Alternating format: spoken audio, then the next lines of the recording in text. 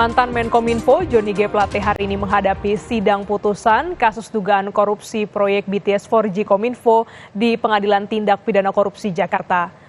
Sidang dimulai jam 10:30 pagi ini. Ada 3 terdakwa yang menghadapi sidang vonis pada hari ini. Ex-Menkominfo Johnny G. Plate, mantan Direktur Utama Bakti Anang Ahmad Latif, dan tenaga ahli dari Lembaga Human Development Universitas Indonesia Yohan Suryanto.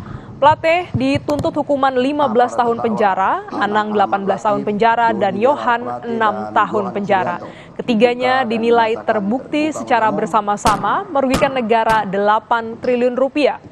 Dalam pembelaan terakhirnya, Plate mengklaim penetapan dirinya sebagai tersangka syarat unsur politis. Jurnalis Kompas TV Triksi Valencia sudah bersiap di Pengadilan Tipikor Jakarta. Selamat siang Triksi, melihat dari saksi dan juga ahli yang dihadirkan dalam persidangan ini, bagaimana mengukur potensi hukuman yang bakal dijatuhkan majelis hakim untuk mantan Menkominfo Johnny Plate? Ya, Gladys dan juga saudara, tentu kita harus melihat lagi perjalanan sidang dari mantan Menteri Kominfo Johnny G. Plate beberapa minggu lalu, kemudian juga dari fakta-fakta yang terungkap dalam persidangan, termasuk juga dengan bukti-bukti yang sudah terkuak dalam persidangan yang sudah berlangsung sampai akhirnya pada hari ini akan menjadi pertimbangan keseluruhnya dari majelis hakim maupun juga hakim anggota.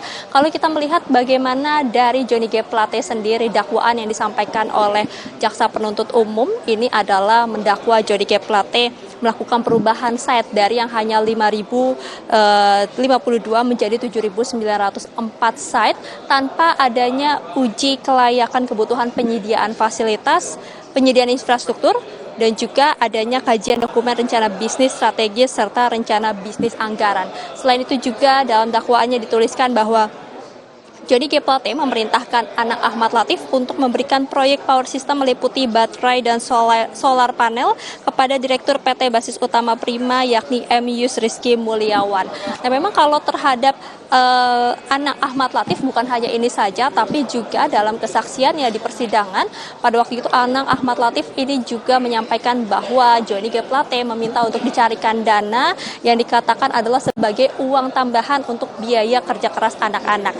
Dari rincian data yang dikeluarkan bahwa Anang Ahmad Latif ini menyatakan sudah ada setidaknya 20 kali penyetoran dana sekitar 500 juta setiap bulannya kepada Johnny G. Plate dari kurun waktu Maret sampai dengan Oktober 2022. Lalu kemudian juga ada lagi daftar-daftar yang dikeluarkan, yakni setidaknya total ada 1,5 miliar rupiah untuk sumbangan gereja di 200 juta pada April 2021, kemudian juga pada Juni 2021, Maret 2022 sebesar 500 juta dan juga Maret 2022 juga sebesar 1 miliar rupiah. Itu adalah setidaknya data-data yang dikumpulkan dari kesaksian yang disampaikan oleh Anang Ahmad Latif. Lalu kemudian kalau misalnya kita melihat lagi dari keseluruhannya, memang dari Anang Ahmad Latif ini juga menjadi salah satu orang yang mengumpulkan dana atau menghimpun dana setidaknya sampai 240 miliar untuk dibagikan ke beberapa pihak. Seperti salah satunya adalah mengalir bukan hanya ke DPR Komisi 1, tapi juga ada ke BPK dan juga ada ke salah satu menteri yang diketahui ini adalah Menteri Pemuda dan Olahraga yakni Dito Aryo Tejo dengan uang sebesar 27 miliar rupiah.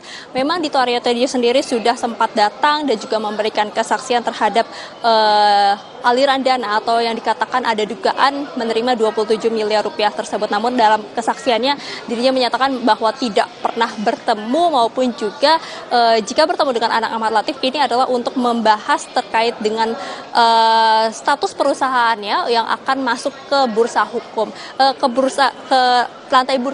lantai bursa maksud kami. Lalu kemudian juga ada lagi hal-hal yang kemudian pengembalian dana senilai 27 miliar rupiah oleh salah satu penasihat hukum kepada Kejaksaan Agung yang totalnya ini sama persis dengan apa yang sudah disampaikan di persidangan yakni 27 miliar rupiah. Akan tetapi memang tidak diketahui dari mana pengembalian uang atau 27 miliar rupiah tersebut diberikan. Sampai saat ini Kejaksaan Agung juga terus menelisik, namun dikatakan memang sudah disita untuk menjadi alat bukti hukum dalam persidangan. Nah, ini yang nanti kita akan lihat sebenarnya Glenis dan juga saudara, dari mana 27 miliar rupiah itu datang ataupun juga siapa yang memberikan. Nah, kalau misalnya kita juga melihat dari duplik ataupun juga nota pembelaan yang disampaikan oleh Johnny G. Plate beberapa waktu lalu atau minggu lalu, di mana dikatakan bahwa penetapan dirinya sebagai tersangka kemudian juga menjadi terdakwa dikatakan ini adalah berkaitan dengan politik, karena misalnya kalau kita melihat memang dari Partai Nasdem bukan hanya dari Johnny G. Plate saja, tapi juga ada Syahrul Yassin Limpo yang kemudian juga saat ini sedang berkasus di KPK, yang inilah yang kemudian akhirnya dilihat oleh Johnny G. Plate bahwa memang ada unsur politik dalam penetapan dirinya sebagai tersangka. Lalu kemudian juga dikatakan terkait dengan nota pembelaannya bahwa memang perubahan set dari 5.000 menjadi 7.000 ini adalah atas perintah dari Presiden Joko Widodo maupun juga instruksinya. Maka dari itu yang nanti kita akan dengar secara bersama-sama Glenis dan juga saudara adalah pertimbangan dari majelis hakim. Seperti apa kemudian yang sudah dinilai, yang sudah dirangkum dari setiap nota pembelaan, kemudian juga duplik yang kemarin juga terakhir dibacakan, yang diminta adalah untuk membuka 24 rekening atas nama dirinya, atas nama anaknya, istrinya, dan juga perusahaannya, karena dalam persidangan ini tidak terlihat bahwa ada aliran dana ke 24 rekening tersebut. Nah, inilah yang nanti akan disampaikan Glenis dan juga saudara, seperti apa kemudian pertimbangan-pertimbangan yang dilihat oleh majelis hakim maksud kami, untuk nantinya hakim ketua akan membacakan seperti apa putusan terhadap Johnny G. Plate. Tapi kalau misalnya kita melihat dari tuntutan, memang diketahui Johnny G. Plate ini dituntut Johnny G. Plate dituntut penjara 15 tahun dengan denda 1 miliar rupiah dan juga uang pengganti 17,8 miliar rupiah. Karena ini juga sesuai dengan nilai yang dikatakan adalah untuk memperkaya diri, Johnny G. Plate ini menerima uang 17,8 miliar rupiah. Namun pada saat nota pembelaannya maupun juga pledoinya, baik penasihat hukum maupun juga Johnny G. Plate ini membantah bahwa dirinya menerima 17,8 miliar rupiah tersebut sebagai bentuk memperkaya diri sendiri. Jadi kita akan nantikan seperti apa Glenis dan juga saudara putusan yang akan dibacakan dalam sidang pada hari ini. Glenis. Terima kasih jurnalis Kompas TV Triksi Valencia langsung dari Pengadilan Tipikor Jakarta.